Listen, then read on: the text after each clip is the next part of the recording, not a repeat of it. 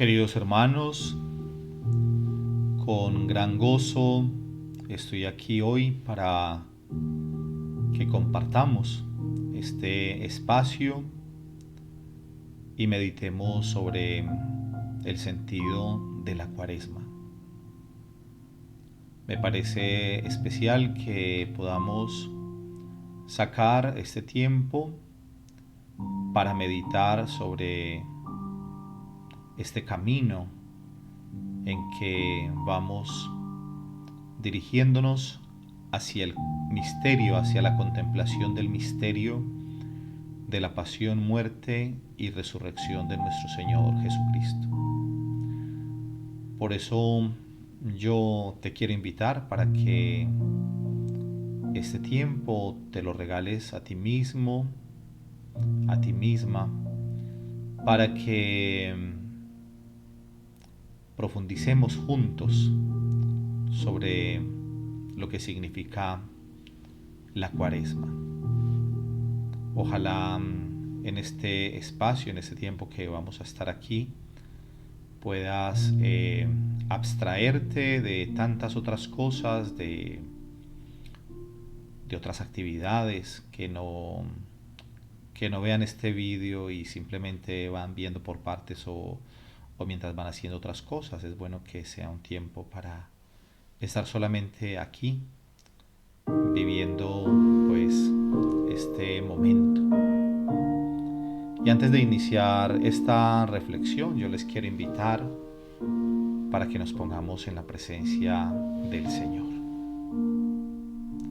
En el nombre del Padre, del Hijo y del Espíritu Santo. Amén. Señor Jesús, te queremos dar gracias por este rato, por este momento de reflexión sobre el sentido de la Cuaresma. Y queremos poner ante ti nuestras vidas, queremos que vayamos mirando en nuestro interior, en nuestro corazón, que vayamos revisando también nuestras actitudes de vida, para descubrir qué es lo que tú quieres de nosotros, qué es lo que tú nos pides en este tiempo. Tú nos conoces, Señor, tú sabes todo lo que tenemos. Por eso te queremos pedir, Señor, que nos ayudes a caer en la cuenta, a descubrir todas aquellas realidades que no corresponden a tu proyecto de amor, a la instauración de tu reino, del reino de Dios, en medio de nosotros. Queremos pedirte, Señor, que esos días que quedan de camino cuaresmal los vivamos más conscientemente,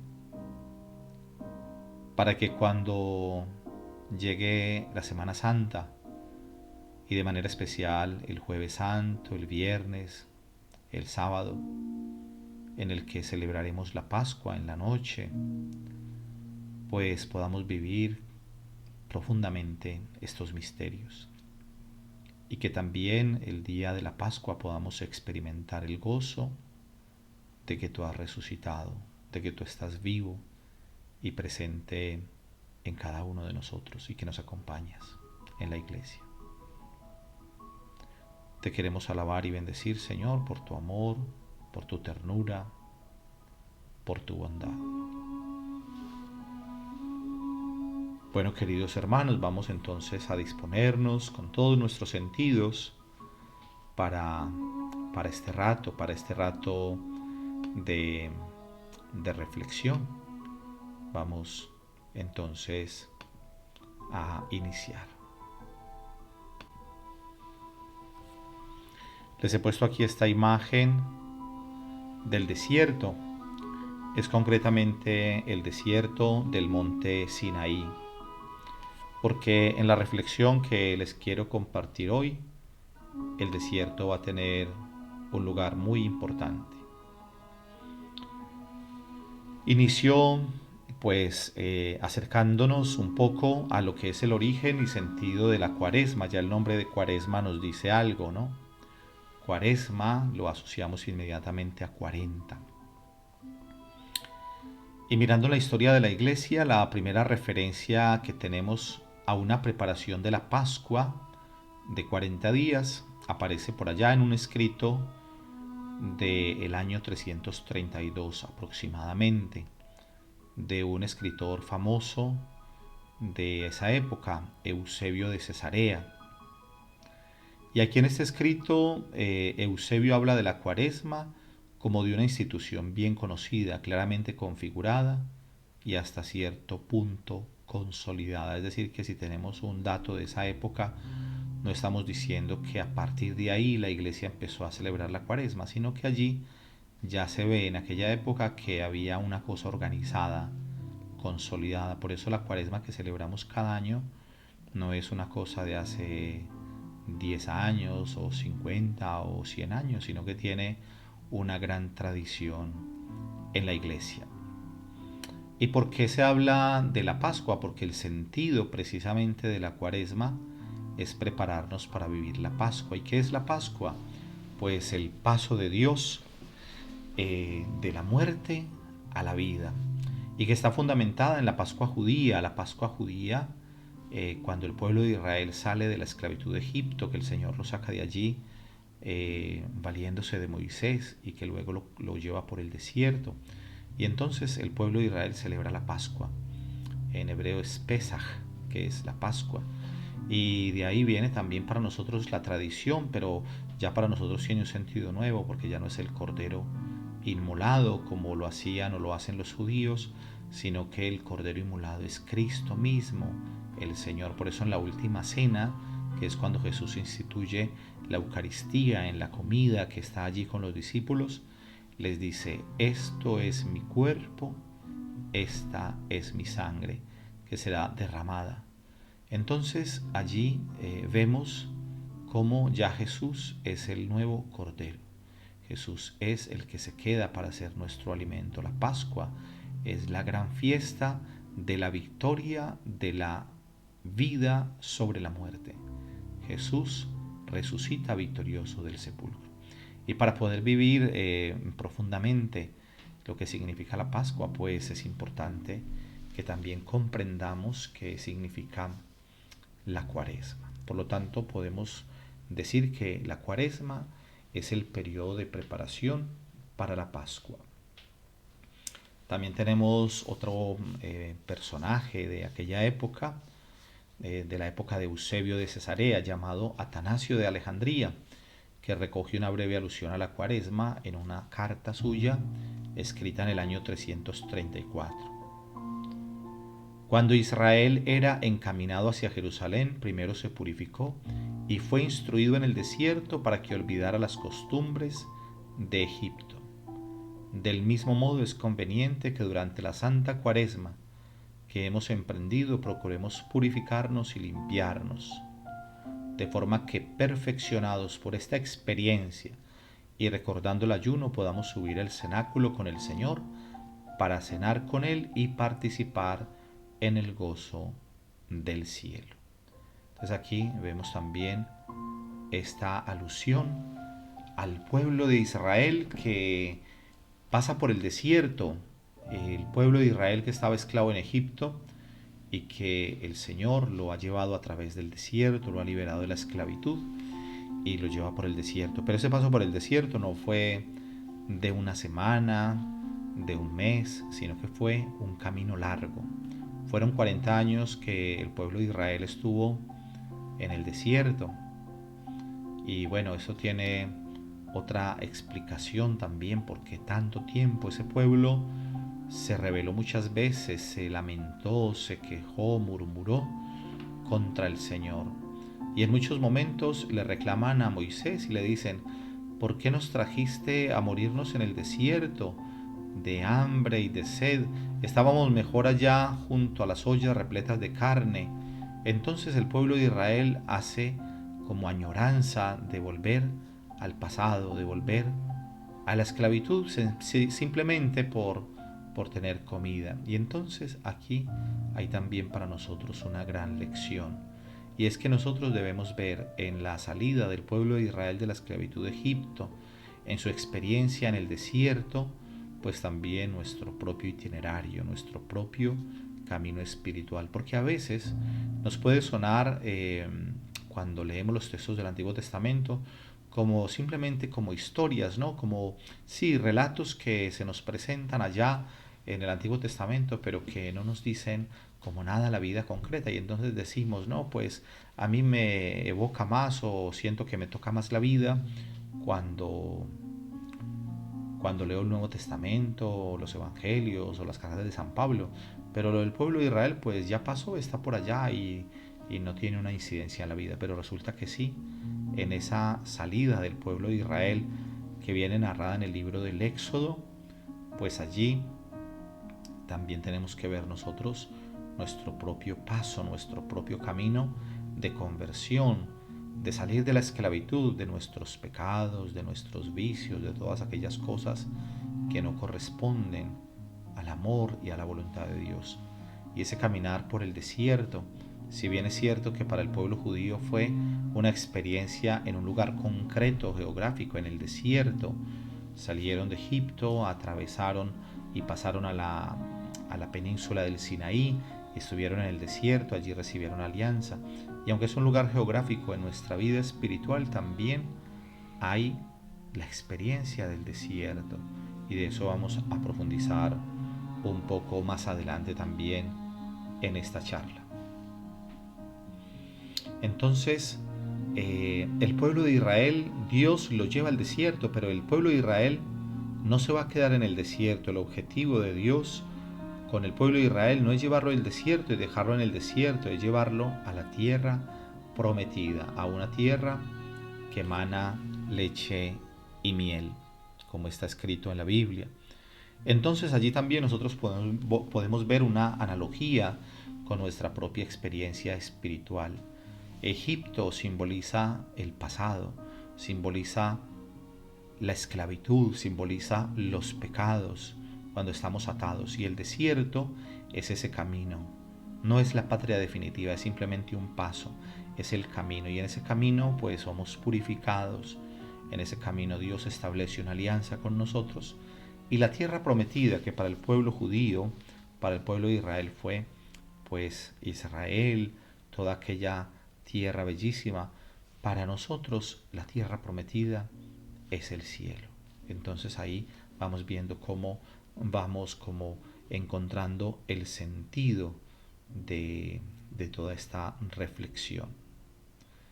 Y la Pascua es un festín junto al Señor, con los discípulos. Entonces también nosotros en el cielo, ni ojo vio ni oído yo lo que Dios tiene preparado para los que lo aman. Bueno, entonces vamos a pensar un poco en lo que significa este tiempo de la Cuaresma. También el tiempo de la Cuaresma, como se los decía al inicio, es 40. Y entonces 40 porque nos recuerdan 40 días que estuvo Moisés en el monte Sinaí sin comer, todo el tiempo allí. Bueno, de pronto escuchan por ahí algún ruido de fondo, pero es que están haciendo unos arreglos aquí en la calle, están rompiendo la calle, entonces pues no ha sido fácil ubicar como el espacio en el que estuviera todo en silencio. Pero bueno, entonces los 40 días que Moisés está en el monte Sinaí sin comer, allí en oración ante Yahvé, ante el Señor.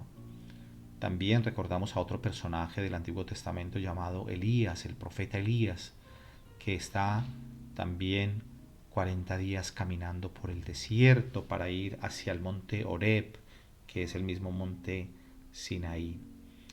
Bueno, entonces encontramos estas referencias en el Antiguo Testamento.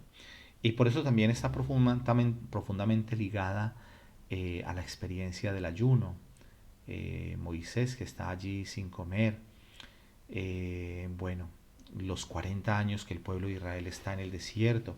Y luego en el Nuevo Testamento vamos a encontrar a Jesús, que después de haber sido bautizado por Juan en el Jordán, se retira al desierto, es conducido por el Espíritu Santo, es conducido al desierto. Y luego estando en el desierto, Jesús es tentado y está también allí 40 días y 40 noches ayunando. Bueno, entonces en esa referencia al Antiguo Testamento aparece pues esa conexión del número 40 con la experiencia del desierto. Moisés en el monte Sinaí, sin comer ni beber. El profeta Elías caminando por el desierto hasta el monte Horeb. Allí están profundamente unidas la experiencia del desierto y del ayuno. Cuaresma es por lo tanto una experiencia de desierto. Y entonces les decía que no es que la comunidad cristiana tenga que desplazarse a un desierto geográfico como lo hizo el pueblo de Israel para vivir esta experiencia. No tenemos que irnos al desierto. Vivimos hoy en las ciudades, no toda la gente tiene desierto cerca. Bueno, cada país habrá zonas más desérticas, pero no nos pide el Señor que para vivir la experiencia de la Pascua tengamos que irnos al desierto como lugar geográfico, sino a nivel interior.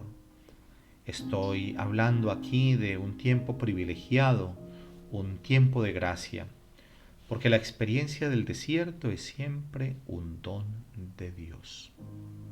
Ojalá tengamos esto muy en cuenta, hermanos, en nuestro corazón en este momento. La experiencia de desierto es siempre un don de Dios. Es siempre Él quien conduce al desierto, porque fue el Señor el que condujo a Israel al desierto por medio de Moisés. Fue el Espíritu Santo quien condujo a Jesús después de haber sido bautizado en el Jordán. Y es este Espíritu Santo quien convoca a la comunidad cristiana y la anima a emprender el camino de la Cuaresma. Tenemos que decir también varias cosas sobre el desierto.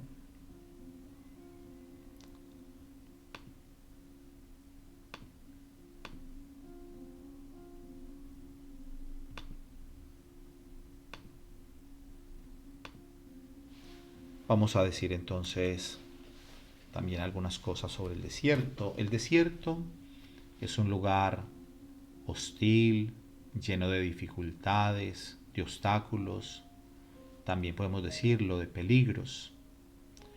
Eso significa que el desierto lo podemos asociar a la lucha, al combate espiritual. ¿Y quién de nosotros no ha tenido combates espirituales? Por eso San Pablo dice, muchas veces hago el mal que no quiero y dejo de hacer el bien que quiero. Esa es la vida nuestra de lucha, de combate. Por eso Jesús nos va a decir también en el Evangelio, el que quiera venir en pos de mí, que se niegue a sí mismo, tome la cruz de cada día y me siga. Negarnos a nosotros mismos. Eso es lo más tremendo. Es lo más difícil porque hacemos tantos propósitos, tan buenos propósitos, tenemos momentos de entusiasmo, tenemos momentos de paz espiritual, momentos de encuentro con el Señor y nos llenamos de entusiasmo y le decimos al Señor tantas cosas, pero después nos damos cuenta que es tan difícil. A veces nos damos cuenta que en el camino como que se nos va terminando el combustible, tenemos días que son pesados. Y esto para todos, no solamente para los laicos, sino para nosotros también los sacerdotes. A veces la gente piensa que nosotros por ser sacerdotes pues como que estamos todo el día y noche gozando de la gracia del Señor y como que todo lo vemos claro y resulta que no, hermanos. Resulta que nosotros también tenemos días difíciles.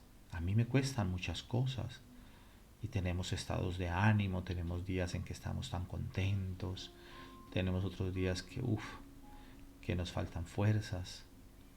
Y esa es la realidad del ser humano. Y a veces nos da fatiga, nos cuesta a veces permanecer cumpliendo lo que nos pide el Señor. Entonces, es un combate espiritual, es el enfrentamiento con la propia realidad de nuestra miseria y del pecado. Por eso la Cuaresma la podemos interpretar como un tiempo de prueba.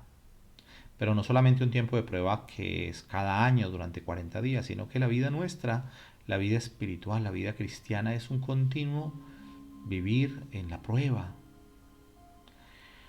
Los 40 años que Israel pasó en el desierto fueron también un tiempo de tentación y de crisis, durante los cuales Yahvé quiso purificar a su pueblo y probar su fidelidad. También Jesús fue tentado en el desierto. Eso nos llama muchísimo la atención. De hecho, iniciando la Cuaresma, en los primeros días de la Cuaresma, pues tuvimos la lectura de las tentaciones de Jesús en el desierto. En uno de los domingos tuvimos las tentaciones de Jesús en el desierto, porque Jesús fue tentado. Bueno, durante la Cuaresma la Iglesia vive una experiencia semejante, sometida a las luchas y a las privaciones. El cristiano vive un continuo combate espiritual. Bueno, la Cuaresma representa una experiencia singular, una especie de entrenamiento comunitario, porque es una invitación que nos hace la Iglesia a todos, en el que los creyentes aprenden y se ejercitan en la lucha contra el mal. Casi ninguno de los israelitas superaron la prueba. En realidad fueron muy pocos los que, habiendo salido de Egipto, consiguieron entrar en la tierra prometida.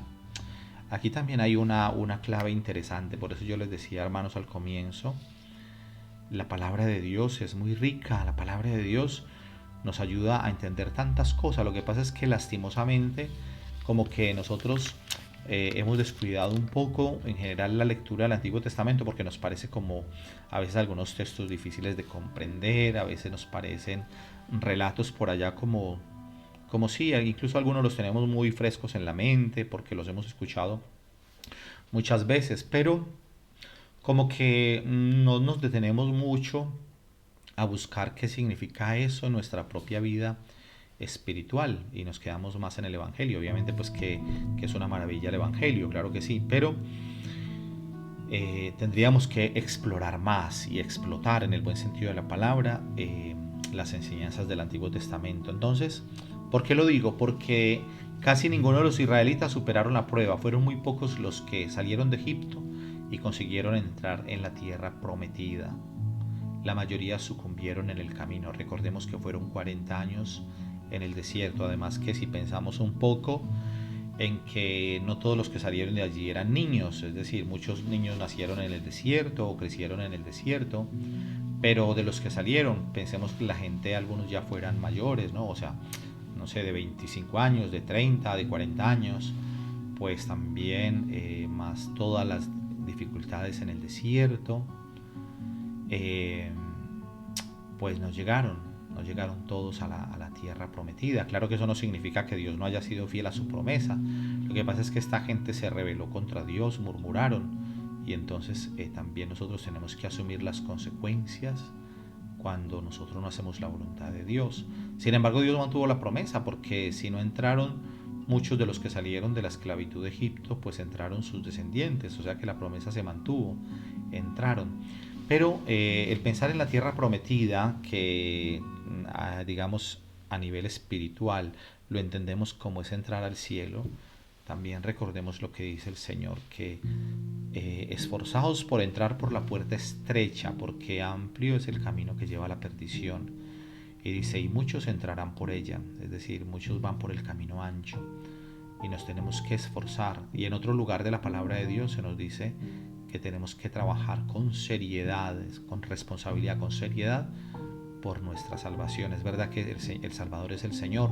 No nos salvamos a nosotros mismos. Ninguno de nosotros puede decir, yo voy a conquistar el cielo y yo lo voy a ganar porque yo tengo la fuerza y el propósito. A ver, sí, tenemos esa esperanza y tenemos esa gana de entrar al reino de los cielos, al cielo, pero es gracia de Dios. Es gracia de Dios, pero ojo, gracia de Dios, pero entendido no que simplemente nos durmamos en los laureles y digamos, pues ya está, el Señor me salva y yo me voy al cielo, ¿no? O sea, nosotros debemos cooperar con la gracia de Dios. Entonces eso también es importante. Entonces requiere también de nuestro trabajo, obviamente no solamente nuestra fuerza, sino la gracia de Dios aconteciendo en nosotros, pero cooperamos nosotros a esa salvación en la medida en que acogemos lo que el Señor nos pide. Entonces es importante que pensemos también en eso, que muchos no entraron a la tierra prometida y nosotros también vamos de camino. Ojalá entremos a la gloria del Padre. Eso es lo que esperamos, ¿cierto? Bueno, entonces hasta incluso Moisés, no sé si lo sabían algunos, pero Moisés tampoco entró a la tierra prometida. ¿Por qué? Pues hay muchas teorías por las que Moisés no entró a la tierra prometida. Algunos dicen que por solidaridad con su pueblo, que no entró la mayoría. Otros también porque Moisés dudó en un momento en que no había, tenían mucha sed, y entonces el pueblo estaba clamando y Moisés golpeó una roca con su vara para que saliera agua, imagínense, en el desierto, y dio una piedra y golpeó una piedra, pero la golpeó 2 veces. Entonces fue interpretado también como que Moisés no confió lo suficiente, o sea, que no pensó que tocándola con la vara una sola vez en el nombre del Señor saliera agua, y golpeó 2 veces la piedra. Bueno, por lo que sea, que no nos vamos a quedar detenidos en ese tema, Moisés contempló la tierra prometida desde un monte, que se llama el Monte Nebo, al otro lado del Jordán, como la Tierra Santa no es tan grande, si nosotros dijéramos, por ejemplo, en cualquiera de nuestros países, normalmente, que dijéramos, bueno, vamos a subir a una parte alta y desde ahí vamos a divisar todo nuestro país, desde el norte hasta el sur y de oriente a occidente, vamos a verlo todo con una sola mirada, o sea, vamos a recorrerlo visualmente. Creo que sería muy difícil, pero si pensamos, yo hago referencia con respecto a Colombia, por ejemplo, no sabría hacer ese cálculo con España, pero por ejemplo con respecto a Colombia, que sí lo he estudiado bastante, Israel es por ahí el 2% del territorio colombiano, para que nos hagamos una idea, el 2% del territorio colombiano. Sería como decir la Guajira, ¿no? Aquella partecita del norte de Colombia, la Guajira. Eso sería lo equivalente al territorio de Tierra Santa. Entonces ahí sí se podía entender que desde el Monte Nebo Moisés haya podido divisar la tierra de Israel desde Dan hasta Beersheba, Dan al norte y Beersheba al sur. Dios le permitió contemplar la tierra prometida desde el Monte Nebo, y allí murió Moisés. Bueno, los israelitas que pasaron a la tierra prometida, que fueron, como les digo, muy pocos, y muy pocos de los que habían salido inicialmente, ya muchos eran los descendientes que habían en esos 40 años en el desierto. También pensemos que las posibilidades de vida no eran tampoco tan largas en aquella época, no habían toda la medicina que tenemos hoy, bueno, en fin, tantas cosas. Bueno, entonces, bueno, yo sé que alguno me dirá, bueno, pero es que Moisés tenía yo no sé cuántos años y ya estaba ancianito cuando pasó la tierra prometida, cuando pasó por el desierto. Y bueno, pero eso requeriría otra catequesis. Bueno, entonces continuamos pues en este tema que estamos compartiendo en esta tarde. El pueblo de Israel pasa el río Jordán y entonces llegan a Jericó. Es el primer lugar donde van a celebrar ya en Tierra Santa la Pascua, porque la celebraron saliendo de Egipto, la celebraron muchas veces en el desierto, pero ya la primera vez que la celebran en la tierra prometida es en Jericó, cerca de Jericó. Bueno, entonces les decía que el desierto es un lugar de lucha, es un lugar de combate. El pueblo de Israel sucumbió muchos en ese combate espiritual, murmuraron, bueno, pecaron. Moisés tampoco entró a la tierra prometida. En cambio, Cristo, el Señor, salió victorioso de la prueba. El diablo no logró hacerlo sucumbir. Jesús fue tentado, pero no fue vencido. No fue vencido de ninguna de las tentaciones. Por eso nosotros también podemos vencer las tentaciones y el pecado con la gracia de Dios. Sin Él no podemos hacer nada. Sin Él estaríamos en las garras del maligno, y de hecho lo dice Jesús claramente en el Evangelio: quien vive en pecado es esclavo del pecado. Pero Cuando nosotros estamos con Cristo, si Dios está con nosotros, ¿quién podrá contra nosotros? Entonces Cristo vence al maligno, no sucumbe a la tentación del maligno. Por eso los cristianos que realizan con seriedad el ejercicio de la cuaresma y recorren ese camino que lleva a la Pascua, compartirán sin duda con Cristo la victoria sobre la muerte y sobre el pecado. Yo creo que eso es como la clave. No tenemos que centrarnos tanto a pensar, bueno, sí, el ayuno, la vigilia, la abstinencia. Bien, todas esas cosas son elementos que nos ayudan en nuestro camino cuaresmal. Pero no es simplemente el énfasis puesto en el ayuno por el ayuno o la abstinencia por la abstinencia. Esto es un combate que va más allá de pasar unas horas sin comer. Pues claro, alguien podría decir, bueno, sí, hoy es viernes, no se puede comer carne porque la iglesia tiene la norma, listo, no como carne. Pero la carne la dejo en la nevera y al día siguiente me hago un filete bien delicioso y, y me lo como y lo disfruto grandemente. O simplemente pues hoy no como carne porque es viernes, pero entonces voy a comer pescado y quizás el pescado cuesta un poco más que la carne, por poner otro ejemplo. Entonces yo creo que hay que también darle el sentido pleno a eso. O bueno, hago el ayuno, no como carne y soy estricto en eso, incluso si por cualquier razón estoy distraído y ya estoy empezando a comer y me de acuerdo y caigo en la cuenta que es viernes y que es cuaresma, pues entonces no, en ese momento dejo el plato y mejor hago ese sacrificio y no como la carne. Ok, bien, pero de pronto soy una persona que está siempre murmurando, criticando, hablando mal del prójimo. Entonces ahí en ese sentido, aunque en principio hacer la abstinencia sería una cosa buena, perdería como valor porque al final estás poniendo tú el énfasis en lo externo y no estás mirando las actitudes del corazón. Entonces es mejor que también refrenemos la lengua, que no murmuremos, que no critiquemos. No estoy diciendo yo con eso que no debamos seguir las pautas que nos da la iglesia, ni más faltaba, ¿no? Que diga, no, entonces sí, a comer carne el viernes y no pasa nada, el todo es que no hables mal de las personas, porque también podemos irnos como a esos extremos, ¿no? Pues sencillamente hacer una cosa sin descuidar la otra, para que todo tenga sentido. Bueno, entonces la experiencia de desierto la tenemos que relacionar profundamente con la peregrinación, con la peregrinación. El desierto es un lugar de paso. El pueblo de Israel estuvo en el desierto, pero iba hacia la tierra prometida. Por eso no se construyó una casa en el desierto. Es decir, el pueblo de Israel tenía tiendas de campaña, tiendas para estar ahí mientras van de paso, pero no sería el lugar para construir una casa en el desierto. Nadie la construye en el desierto. Si mucho hace una tienda, ¿no? La experiencia del desierto es un estímulo permanente a vivir el espíritu de lo provisional. La experiencia de este mundo, simbolizada en los 40 días, es una experiencia de lo provisional. Aquí también estamos de paso. No vale la pena acumular riquezas. Vivimos como peregrinos en la casa, de camino hacia la casa del Padre. Nuestra morada definitiva no está aquí. Por eso no vale la pena echar raíces, hay que desprenderse del peso inútil para poder aligerar la marcha. Nuestra patria definitiva, nuestra morada definitiva está allá, arriba, en el reino del Padre. Esa es nuestra tierra prometida.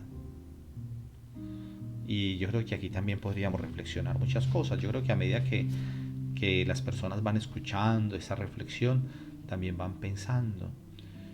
Y claro, alguien diría, bueno, entonces no tiene sentido, pues en este mundo pensar en tener algunas cosas, en tener una casa, en pensar en el futuro, en ahorrar. Entonces, ¿será que nos tenemos que gastar pues el dinero que tengamos?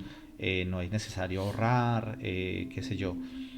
No hay que ambicionar en tener una casa porque al fin y al cabo esto es de paso, ¿no? Yo creo que no, yo no estoy diciendo eso, no lo tenemos que interpretar de esa manera, porque a ver, estamos en este mundo y no sé, a ver, incluso comparto, ¿no? En estos días una persona cercana me compartía la experiencia de que estaba con mucha ilusión porque le iban a entregar en Colombia su apartamento, un apartamento ya comprado. Y yo me alegro profundamente con esa persona y con esta catequesis que estoy haciendo aquí, no diría yo que, bueno, pero ¿para qué te vas a comprar un apartamento si esto estamos en el desierto y vamos para el cielo? Pues sería como una tontería, ¿no? O sea, yo pienso que es una cosa buena porque esta persona está pensando en tener un lugar que le hace ilusión para ella, para cuando llegue también a la vejez, bueno, o sea, es decir, que tenemos que entender las cosas en su pleno sentido. Es lo normal. Imagínense que todo el mundo estuviera pues diciendo, bueno, pues entonces, como esto es un desierto simbólico y al fin y al cabo vamos para el cielo, pues entonces, ¿para qué, ¿para qué conseguir alguna cosa? ¿No? Entonces, a ver, los bienes materiales son bienes materiales, no males materiales. El problema es cuando nosotros ponemos el énfasis en esas cosas, es decir, cuando mi vida tiene sentido es por eso, porque tengo el coche, el carro último modelo, porque tengo mucha plata en el banco, mucho dinero, porque me puedo poner la ropa de marca y lo último, y porque me puedo dar la gran vida y puedo hacer todo lo que quiera, y aunque haya gente con necesidades, yo no sea capaz de compartir o no me interese. Entonces eso es otro tema, eso es otro tema. Entonces no nos está diciendo eso el Señor, para que lo tengamos muy claro. Pero lo que sí es que nosotros tengamos siempre esa perspectiva del futuro que es el cielo y por lo tanto aquí a las cosas les demos su justo espacio y su justo lugar sin caer en exceso, ¿cierto? Bueno. El desierto también es lugar de las teofanías. Teofanías es la manifestación de Dios. Teo, Dios, fanía, manifestación, teofanía.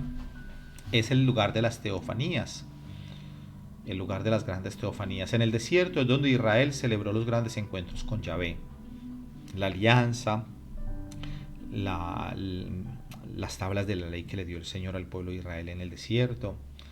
En el desierto Dios se le apareció a Moisés, se le reveló en la zarza ardiendo, la zarza que ardía, el fuego y no se consumía.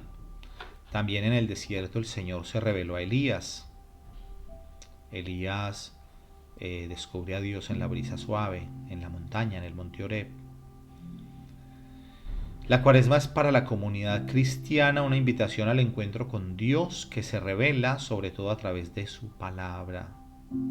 A través de su palabra. Dios se revela en todas las cosas de la vida, lo debemos aprender. A ver, lo que pasa es que tenemos que sintonizar, ¿cierto? Tenemos que aprender a sintonizar. A mí siempre me ha maravillado todo ese tema de las comunicaciones, de la radio, de un poco de cosas, porque nosotros tenemos, por ejemplo, si te enciendes la radio, pues para poder escuchar una emisora tenemos que ubicar el dial y entonces tenemos que mover allí o una perilla o unos botones o lo que sea, pero tenemos que llegar al dial y por decir algo, si hay una que funciona en 101.7 o en 94.6, qué sé yo, pues si no la tienes en ese número o no lo ubicas, pues simplemente no escuchas nada o escuchas interferencias hasta que llegas al punto exacto y entonces entras en sintonía. Entonces ahí están las ondas, pero tienes que sintonizar. Entonces también el Señor está presente. No sé si esa comparación mía sea un poco tonta, pero trato de entenderlo así.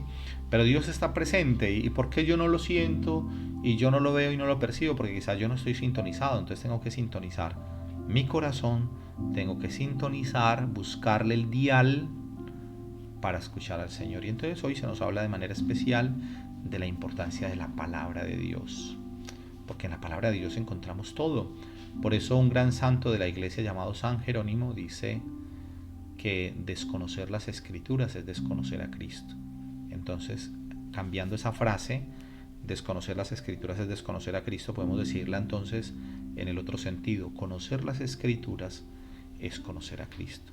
Entonces, buscar al Señor en la palabra. La práctica cuaresmal del ayuno tiene como contrapartida la lectura asidua de la palabra de Dios, verdadero alimento espiritual de los creyentes. Jesús nos dice en el Evangelio, mi único alimento es hacer la voluntad del Padre. Y después del diálogo con la samaritana, que los discípulos habían ido a comprar comida mientras Jesús está hablando con la mujer samaritana, eh, Jesús les dice más adelante a los discípulos: yo tengo un alimento que vosotros no conocéis. Entonces, hermanos, el sentido del ayuno no es simplemente, como ya les dije, pues dejar de comer por dejar de comer. No sé, pensemos en que alguna persona es muy golosa y le gusta mucho los pasteles, le gustan mucho los dulces, entonces le fascina comer todas esas cosas y dice: voy a ofrecer al Señor un sacrificio y no voy a comerme esto, o voy a comer menos hoy. En principio podríamos decir: bueno, a ver, ¿y a Dios qué más le da que tú te comas un pastel o no te lo comas? Más allá de que te haga daño a ti, o sea, que te pueda hacer daño para tu salud, si excedes en comer, por ejemplo. Pero hay unas cosas que a uno le gustan y que no tienen nada de malo. O sea, a ver, me explico. Si hay algo que, no sé, que te produce un placer, en el buen sentido, te comes algo y al paladar es delicioso y te lo comes, no puedes estar con un sentimiento de culpa diciendo: ay, me siento tan mal, soy un gran pecador porque es que pude gustar esto que me comí. No, qué maravilla, hermanos, qué maravilla. Es que Dios nos ha hecho tan perfectos que tenemos en la lengua las papilas gustativas y podemos diferenciar lo salado de lo dulce, de lo ácido. Y qué maravilla cuando comemos algo y podemos degustar en nuestro paladar y podemos diferenciar tantos sabores. Incluso si tuviéramos tapados los ojos y probamos diferentes alimentos, podemos saber la textura y podemos saber si es salado, si es dulce, si es ácido, si es agradable, desagradable. Y eso es una maravilla. Yo me maravillo con eso y digo: qué especial que Dios permitió que tuviéramos gusto. ¿Qué tal que uno estuviera comiendo todo el tiempo y todo fuera insípido y no pudiera disfrutar de nada? O sea, entonces, bien. Pero sabemos que también el privarnos, que en principio podríamos decir: bueno, ¿y a Dios qué le afecta o no le afecta en que yo deje de comer algo? No, no, es que para mí el poderme privar de algo donde voy a también a fortalecer mi voluntad y se lo ofrezco al Señor por amor, se lo ofrezco por amor al Señor, eso tiene un gran sentido porque me fortalece la voluntad, porque lo puedo ofrecer al Señor por una intención particular. Y eso me ayuda también a mí, por ejemplo, el experimentar hambre, a sentir hambre de la palabra de Dios. Qué bueno que hiciéramos ese negocio con el Señor y que le digamos: Señor, vamos a hacer un negocio. Yo voy a privarme de esto, por ejemplo, de este alimento, voy a comer menos, pero yo quiero que me des hambre de ti, de tu palabra, dame hambre de tu palabra.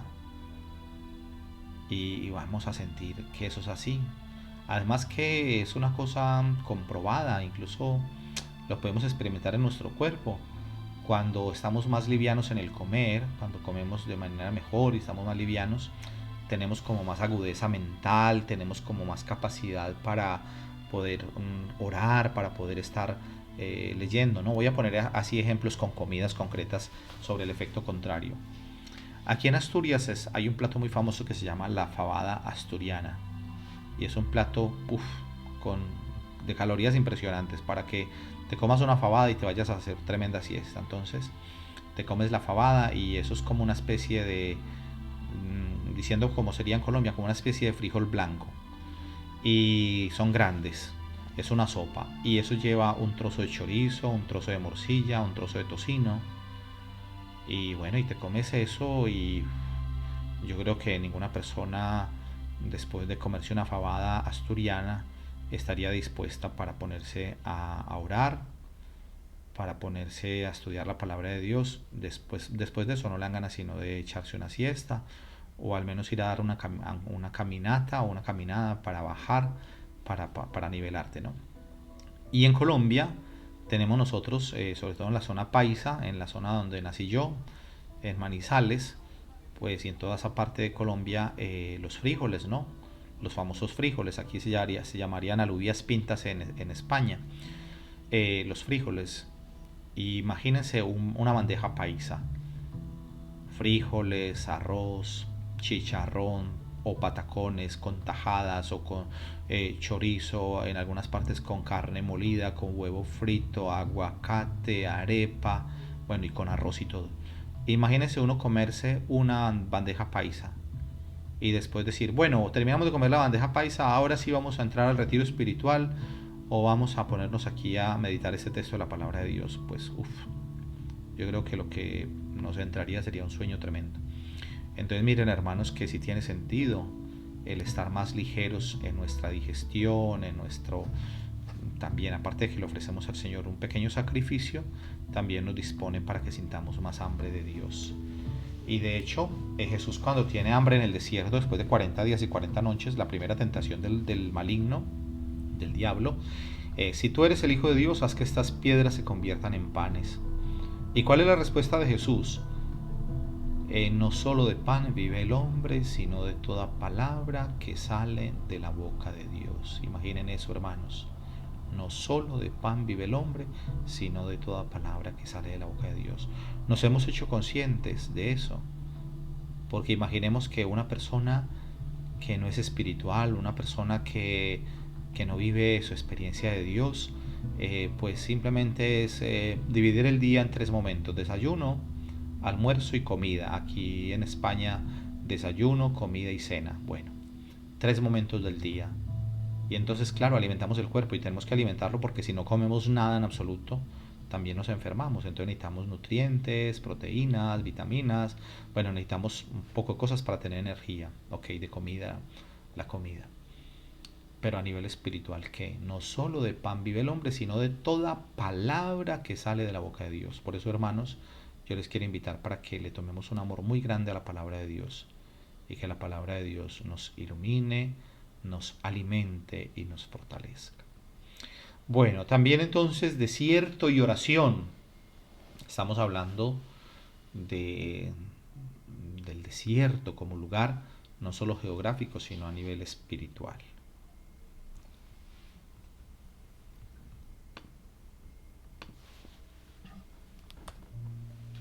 Entonces, además, la Cuaresma es un tiempo especialmente idóneo para el encuentro con Dios en la oración. Esta referencia a la oración aparece en los pasajes citados del Antiguo Testamento, profundamente ligada con la experiencia del ayuno. Moisés, al subir al Sinaí, permaneció allí 40 días y 40 noches sin comer pan y sin beber agua. Eso lo encontramos en Éxodo 34, 27, 28.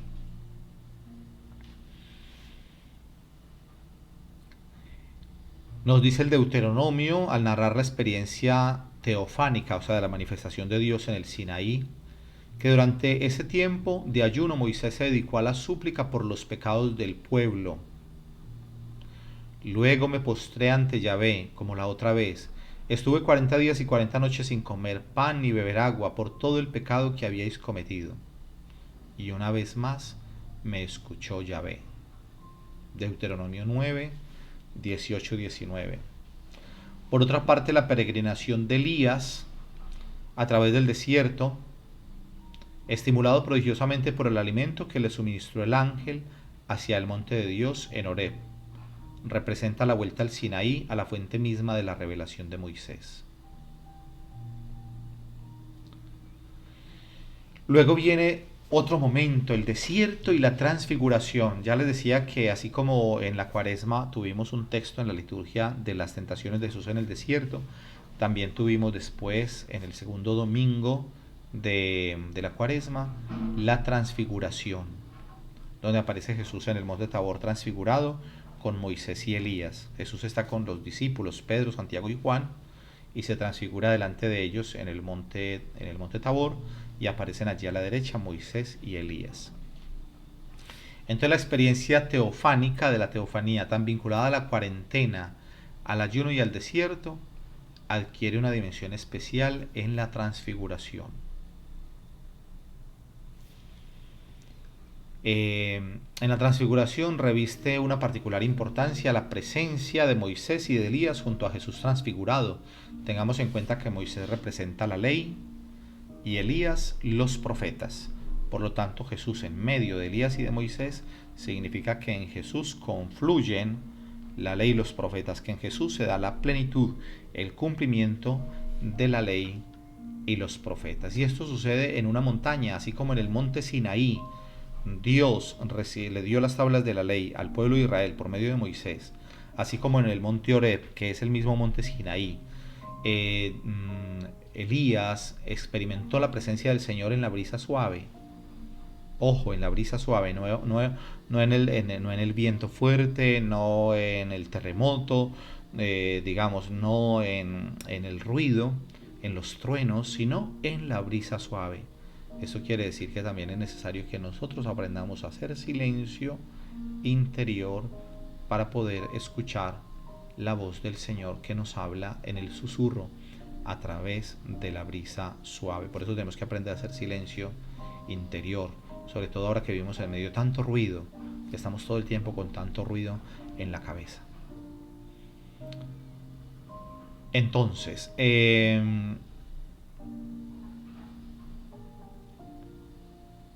tanto la montaña en la que se sitúa el acontecimiento de la transfiguración, como la nube que envuelve la escena son elementos clásicos que caracterizaban las grandes teofanías. Dios se hacía presente también en medio de la nube, allá en el desierto. En este caso, la referencia al hecho de la transfiguración nos parece subrayar la dimensión contemplativa de la vida cristiana, el encuentro teofánico con el Señor. Por eso hay un santo, un místico español, carmelita descalzo, San Juan de la Cruz, que nos habla en un libro bellísimo, La subida al Monte Carmelo. El Monte Carmelo es un monte también que está en Israel, precisamente donde vivió el profeta Elías.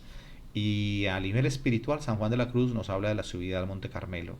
Y esa subida, pues es una subida que muchas veces no es fácil, una subida donde tenemos que negarnos y liberarnos de tantas cosas, pero para llegar al todo. Por eso es llamado, él es el doctor de las nadas, se le conoce a nivel espiritual a San Juan de la Cruz con el nombre del doctor de las nadas, porque en su camino hacia la cumbre del Monte Carmelo, él dice, el camino es nada, nada, nada, es decir, el deshacimiento, el quitarnos un poco de cosas, todo, pero alguien lo vería como negativamente, ¿no? Como que, el doctor de las nadas, qué duro ese itinerario espiritual, como que no me llama mucho la atención. El doctor de las nadas, Dios nos invita a despojarnos de tantas cosas, pero aquí hay que entender que es el doctor de las nadas para llegar al todo, que no se nos olvide eso. El doctor de las nadas para llegar al todo. ¿Y qué es el todo? Pues el Señor. Bueno, el encuentro teofánico con el Señor, allí en el monte Tabor, con el Señor, experimentado por Moisés y Elías y culminado en el Tabor, nos invita a interpretar la Cuaresma como una llamada a la oración silenciosa y contemplativa, a la lectura reposada, sapiencial, de la palabra de Dios como se ha revelado en el Antiguo y en el Nuevo Testamento.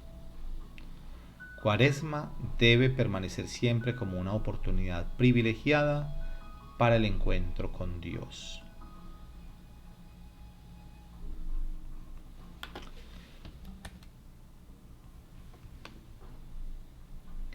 Bueno, hermanos, creo que voy a dejar por aquí porque ya para que no se nos haga muy largo. Esta entonces era la experiencia que les quería compartir hoy de lo que significa la Cuaresma y sobre todo pues hacer énfasis en esta dimensión del desierto. Yo les quiero invitar, bueno, esta charla la quiero también compartir luego aquí en la parroquia, hoy aquí a través de YouTube, pero mañana miércoles la tendré presencialmente aquí en la parroquia donde estoy trabajando para los feligreses y para la gente de nuestra parroquia. Y como con ellos voy a tener dos charlas, porque mañana miércoles tengo esta misma charla con ellos y el próximo miércoles, es decir, el 17, también la voy a volver a tener. Entonces yo pienso que quiero compartir aquí otra charla más o quizás otras dos. Entonces nos damos cita el próximo martes, hoy es 9 de marzo, entonces el 16 a la misma hora, a las 2 de la tarde, hora de Colombia, 8 de la noche, hora de España, nos vamos a encontrar entonces de nuevo para la segunda parte. Por eso pongo aquí escrito Retiro de Cuaresma, primera parte. Entonces, para que sigamos reflexionando, porque quiero también que reflexionemos sobre el Jueves Santo, un poco sobre el Viernes Santo y sobre el sábado. Entonces ya les voy adelantando sobre la Vigilia Pascual, entonces les voy adelantando que la próxima charla será sobre el Jueves Santo. De manera especial, tengo una charla muy bella sobre el Huerto de los Olivos. Entonces los espero el próximo viernes. El próximo martes, perdón. El Señor esté con vosotros. Y la bendición de Dios Todopoderoso, Padre, Hijo y Espíritu Santo, descienda sobre vosotros y permanezca para siempre. Amén.